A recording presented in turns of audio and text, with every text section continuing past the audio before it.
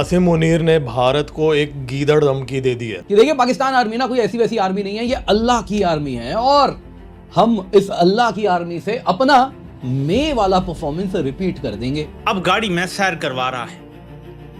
मेरे पाकिस्तानियों, इस तस्वीर में आपको जो लोग नजर आ रहे हैं, अगर मैं ये कहूं कि इस टाइम नेतन्याहू के सबसे करीबी लोग इस तस्वीर में आपको नजर आ रहे हैं तो ये गलती होगा। पाकिस्तान की और पाकिस्तान में आप जानते हैं कि जॉर्डन के प्रेसिडेंट अब्दुल्ला जो हैं, किंग अब्दुल्ला, वो जी पाकिस्तान के 2 दिन के विजिट पर आए और शहबाज शरीफ भी दूसरे मुल्क के हुक्मरानों को गाड़ी में बिठा के सैर करवा चुके। और जनाब वनाबी हुक्मरान जो है वो उर्दन के बादशाह को अब गाड़ी में सैर करवा रहा है। क्या किया जा रहा है? एक भिखारी को सूट दिया जा रहा है पहनने के लिए, एक भिखारी को औजार दिया जा रहा है और आज आसिम मुनीर ने गीदड़ धमकी भारत को देके ये साबित कर दिया है कि वो अकेला अपने दम पे भारत के साथ नहीं लड़ सकता। के पाक फजाइया के जंगी तैयारों की जानिब से उर्दन के बादशाह का पुरतपाक इस्तकबाल किया गया। तफसीलात लेंगे। आर्मी चीफ को 3 साल की मुद्दत के लिए अपॉइंट किया जाता है। इस हिसाब से 26 नवंबर 2022 को अपॉइंट होने वाले जनरल आसिम मुनीर को रिटायर होकर इज्जत से अपने घर चले जाना चाहिए 25 नवंबर 2025 को। लेकिन जैसा कि आप सब जानते हैं कि उन्होंने अपनी ही खुद साख्ता बनाई हुई पार्लियामेंट जो है उससे रबर स्टैम्प करके 26वीं आईनी तरमीम के जरिए अपनी मुद्दत मुलाजमत जो है वो उन्होंने 5 साल कर दी और साथ ही एयर चीफ को, नेवल चीफ को भी उन्होंने एक रिश्वत के तौर पर उनकी भी बढ़ा दी ताकि मुझे वहां से भी कोई रेजिस्टेंस ना हो।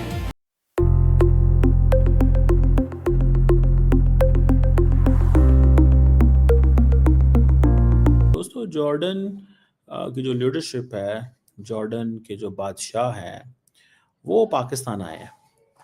ये एक बड़ी डिफरेंट किस्म की सिचुएशन पैदा हुई है जब हमने ये समझा कि जॉर्डन जो है वो तो हमारे एम्बर्ड में नहीं रहा कभी भी, ठीक है।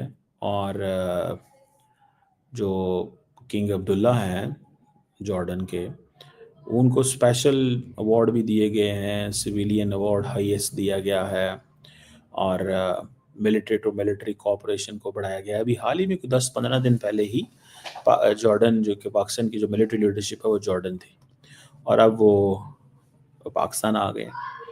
दैट इज़ सिग्निफिकेंट चीज़ है। आपको पता है इंडिया की बहुत ज़्यादा इन्फ्लुएंस बढ़ चुका हुआ था मिडल ईस्ट के अंदर, बहुत ज़्यादा, थोड़ा नहीं बहुत ज़्यादा।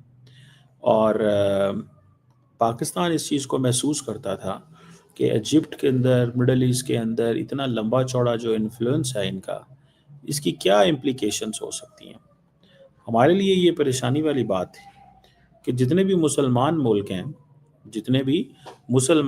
हैं वो सारे के सारे प्रो इंडिया होते जा रहे हैं। तो मुझे लगता है, मेरी ये असेसमेंट है, I may be wrong, defence partnership चाहिए पाकिस्तान और हाशमाइट किंगडम के बीच में।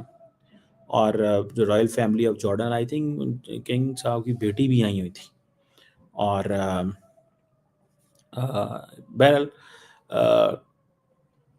एक तरफ ये बात की जा रही है और दूसरी तरफ ये बात की जा रही है कि पाकिस्तान जो है वो उसका जो मिडल ईस्ट में पाकिस्तान फ़ौजें भेज रहा है गज़ा के अंदर, क्योंकि अभी हाल ही में अमेरिका ने यूएन सिक्योरिटी काउंसिल में एक लेके आया रेजोल्यूशन जिसमें ये बात की जा रही है कि भाई साहब किसी न किसी कीमत पे एक यूएन सिक्योरिटी काउंसिल का मैंडेट होना चाहिए जिसमें इंटरनेशनल स्टेबलाइजेशन फोर्सेस होनी चाहिए। तो उसमें जॉर्डन का भी बड़ा इंपॉर्टेंट किरदार है, इसराइल से सरहद मिलती है और इजिप्ट भी इम्पॉर्टेंट प्लेयर है और ये सारे के सारे मुल्क जो हैं they are very much pro US, ठीक है। तो वो हमारी जो एक लाइन लेंथ है इनके साथ एक ताल्लुक है वो देखना है। दूसरी तरफ ये भी देखना होता है कि इंडिया बहुत ज़्यादा पैनिट्रेट कर रहा होता है, ठीक है जी। तो वो उस चीज़ को भी देखना है कि, और जब इंडिया मिडल ईस्ट में पैनिट्रेट करता है तो वो भी एक चैलेंज है। और दूसरी एक और बात आजकल पाकिस्तान में बड़ी परेशान कौन है कि the more Pakistan gets into the Arab world, there are more chances कि पाकिस्तान के अंदर दहशतगर्दी बढ़े। ये मैं आपको बड़ी अहम बात बता रहा हूँ, पाकिस्तान के अंदर दहशतगर्दी बढ़े। उसकी वजह क्या है? उसकी वजह यह है कि बहुत सारे प्लेयर्स मिडल ईस्ट में हैं जो नहीं चाहते कि पाकिस्तान जो है वो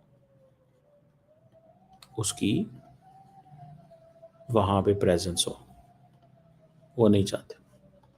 सो हमारे लिए ये भी एक परेशानी है कि हमें स्ट्रेच किया जा रहा है, हमें स्ट्रेच किया जा रहा है। इस चीज़ को भी पाकिस्तान को कभी अंडरमाइन नहीं करना चाहिए,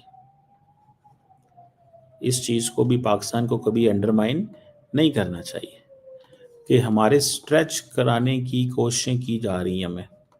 लेकिन पाकिस्तान की सारी बात है, फ़ौज इन चीज़ों को समझती है, हमारे सिस्टम इस चीज़ों को समझता है कि ये चीज़ जो है वो दैट इज़ देयर।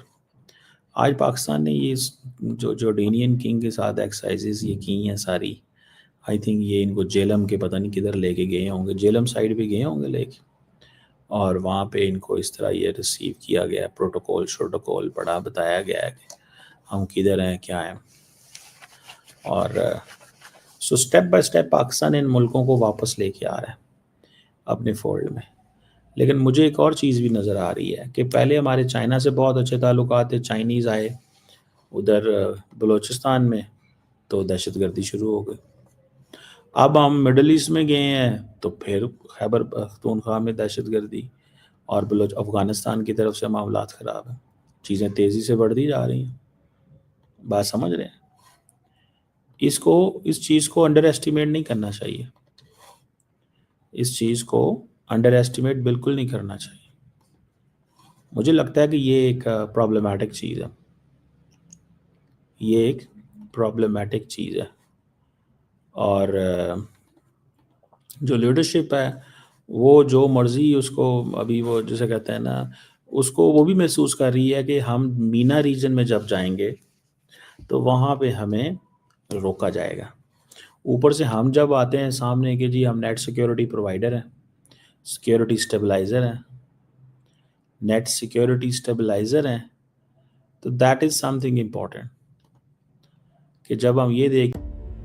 नमस्कार दोस्तों, स्वागत है आपका न्यूज एक्सपर्टी यूट्यूब चैनल पे। दोस्तों, हाल ही में आई खबर के अनुसार जॉर्डन के प्रिंस अब्दुल्ला अभी पाकिस्तान के दौरे पर हैं। पाकिस्तान के पीएम शहबाज शरीफ ने उनका अच्छे से स्वागत किया और शहबाज शरीफ ने उनके साथ डिफेंस डील साइन करने की भी बात कही, और शहबाज शरीफ ने ये भी कहा कि वह उनके साथ बहुत अच्छा संबंध बनाना चाहते हैं। पाकिस्तान के डिफेंस चीफ मुनीर ने हिंदुस्तान को गीदड़ों वाली धमकी दी है कि जब मार्च में उनके ऊपर हमला हुआ तो उन्होंने इंडिया को करारा जवाब दिया था, लेकिन अगर अभी इस बार कोई हमला होता है तो वह अच्छा खासा जवाब देंगे। और मुनीर ने ये भी कहा कि पाकिस्तान अब किसी भी तरह के हमले को झेलने की ताकत रखता है। मुनीर ने ये भी कहा कि उनकी भारत से जब लड़ाई हुई थी उसमें अल्लाह ने उनका सर ऊंचा करने में बहुत साथ दिया, और पाकिस्तान की आर्मी को अल्लाह की आर्मी कहते हुए सम्मानित किया, और कहा कि आगे भी हमारे अल्लाह हमें ऐसे ही सपोर्ट करते रहेंगे और कोई जंग हारने नहीं देंगे। आपको क्या लगता है कि अल्लाह उन्हें आगे भी बचाएंगे? हमें अपनी राय कमेंट में जरूर बताइएगा।